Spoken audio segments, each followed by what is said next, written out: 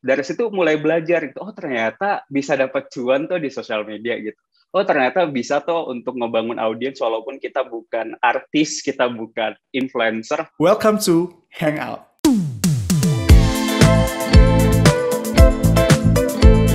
Hey guys, gue Bagas. Welcome to Home for Creators, tempat creators tumbuh bareng. Nah, hari ini udah bersama gue dalam video ini seorang storyteller di Instagram, di TikTok, di YouTube, di mana-mana guys. Gak lain dan gak bukan Fardiandi. Nah, halo Kak Fardi. Hai Mas Bagas, how are you? Thank you waktunya. Baik, thank you waktunya udah luangin buat ngobrol-ngobrol, buat cerita sama teman-teman di sini, teman-teman yang subscribe Home for Creators, dan thank you buat kesediaannya. Sama-sama, thank you juga udah invite aku untuk berbagi di sini. Jadi emang Kak Fardi ini juga salah satu speaker di panel discussion kita nanti di kelas kita Home for Creators di Creators Bootcamp, dan nanti bakal cerita banyak di sana juga Kak Fardi. Di dalam YouTube ini, dalam video ini kita mau ngobrol-ngobrol nih perjalanan seorang Fardiandi di Instagram, di YouTube, di TikTok, sama bagaimana dia cerita storytelling lewat sosial medianya. Nah, boleh nggak sih Kak Fardi cerita sedikit awal mula? Atau Kak Fardi itu lebih suka dipanggil siapa sih gitu? Buat teman-teman yang mungkin belum tahu. Kayak panggil Fardi aja sih sebenarnya. Oke, jadi memang awal mulanya itu waktu baru aja lulus kuliah, itu tahun 2018, terus pindah ke Jogja, dari Makassar ke Jogja, dan pada saat itu tuh masih bingung, aku tuh harus ngapain gitu. Dan 2018, tren di Instagram kan yang foto flat life photography, yang orang tuh ke kafe, terus fotokopi, terus kayak iPhone, fotografi kayak gitu kan lagi rame banget pada saat itu.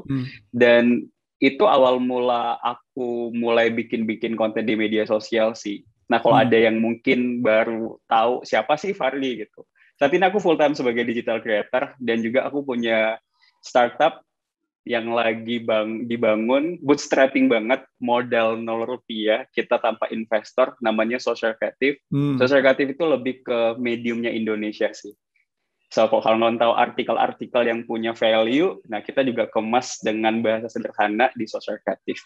Itu sih, salam kenal. Kawan-kawan semua. Oke.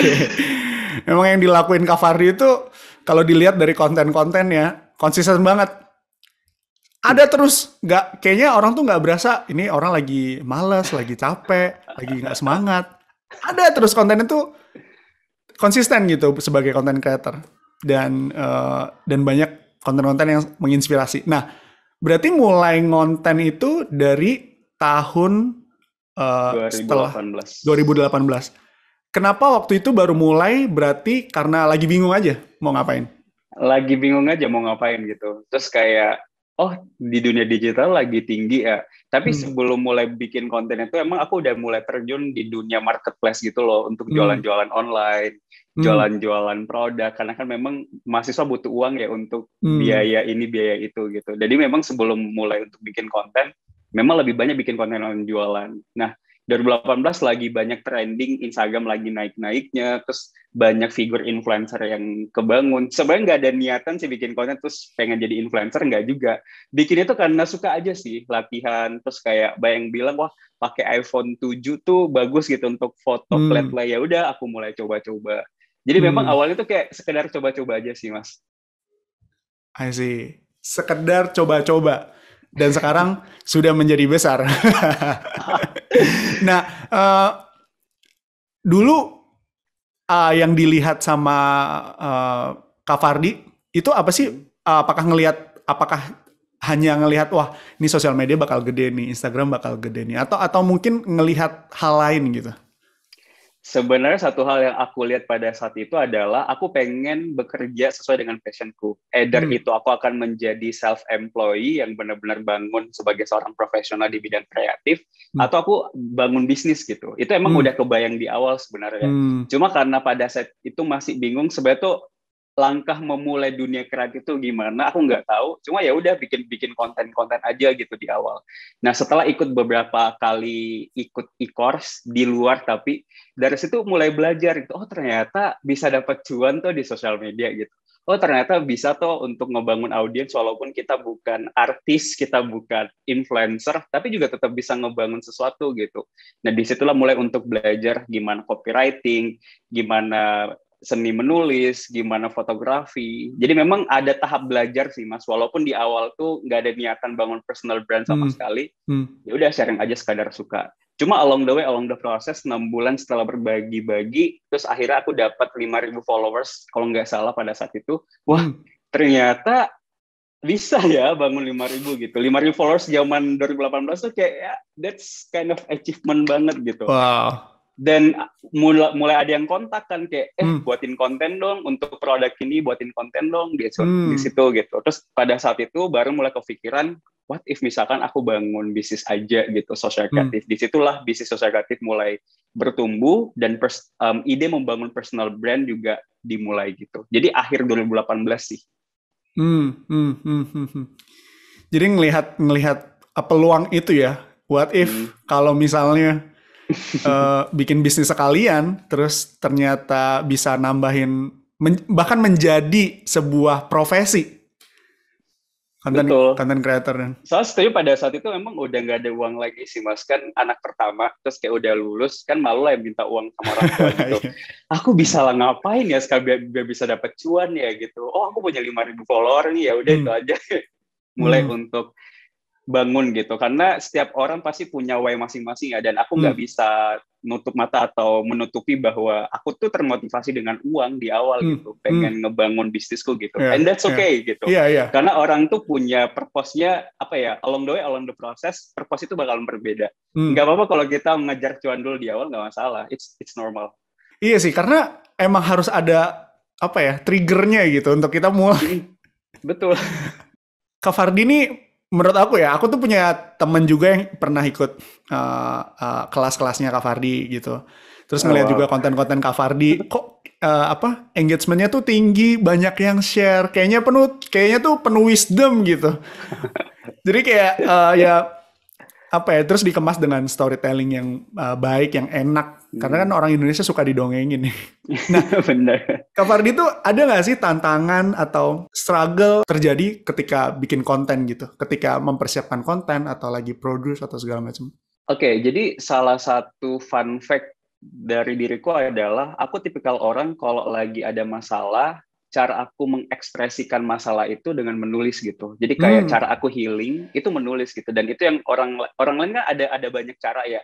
Ada yang mengekspresikan dengan minuman keras misalkan. Ada yang mengekspresikan dengan membaca. Tapi aku tuh cara aku mengekspresikan rasa sedihku adalah dengan menulis. Jadi memang di awal-awal nulis kutipan itu di Instagram awal 2019 kalau nggak salah, itu karena ya itu curhatan hati aku gitu. Karena aku tipikal orang yang nggak enakan, agak sulit untuk ngomong. Even kayak ngomong kayak gini tuh, public speaking aku tuh menurut aku masih jauh banget gitu. Aku masih belajar banget gitu. Kalau harus memilih, aku mending tulis aja gitu.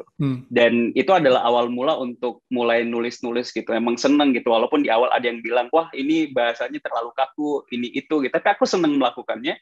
Ya udah, aku terus lanjut gitu. Dan bahkan juga pada saat itu udah mulai bikin tulisan. Terus aku pengen menulis buku. Aku coba play di beberapa penerbit, terus penerbit itu tolak semua gitu. Dan tahun lalu sampai tahun ini penerbit itu datang lagi untuk bisa nyetak buku gitu.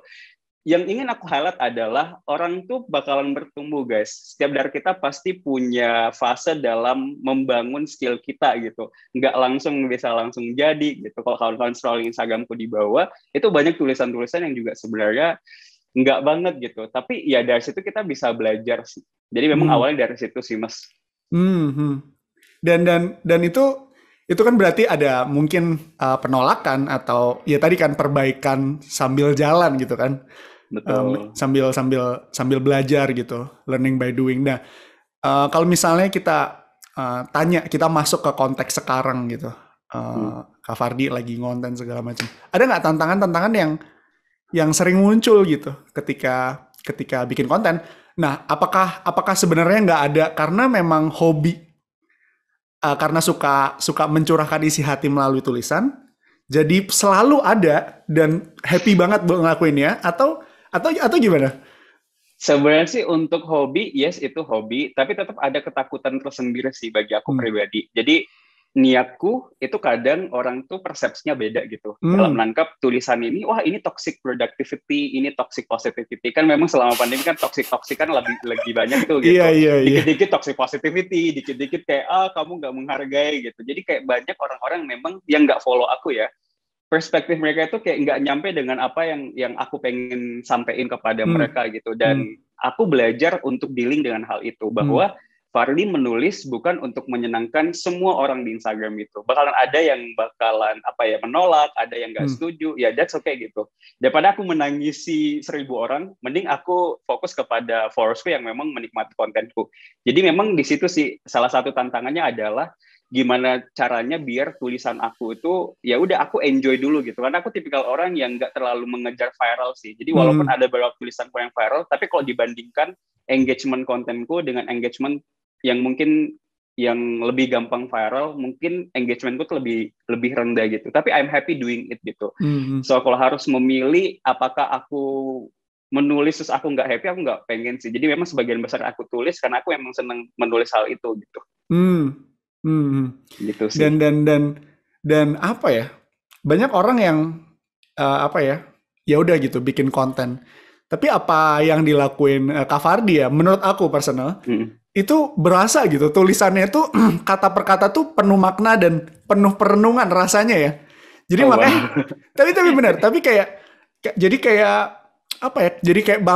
Jadi kayak baca buku harian, buku wisdom gitu. Meskipun pasti orang punya value yang beda-beda segala macam. Tapi apa yang ditulis tuh nggak cuman relate tapi mudah diterima, terus damai gitu, menyegarkan lah gitu. Oke, jadi banyak yang bilang tuh kayak Fardi umurnya berapa sih gitu, kok kayak wisdomnya itu udah kayak usia 40-an gitu. Bahkan kayak yang tadi di Instagram story ya. Iya gila, mereka tuh percaya aku 37, buset. Kayak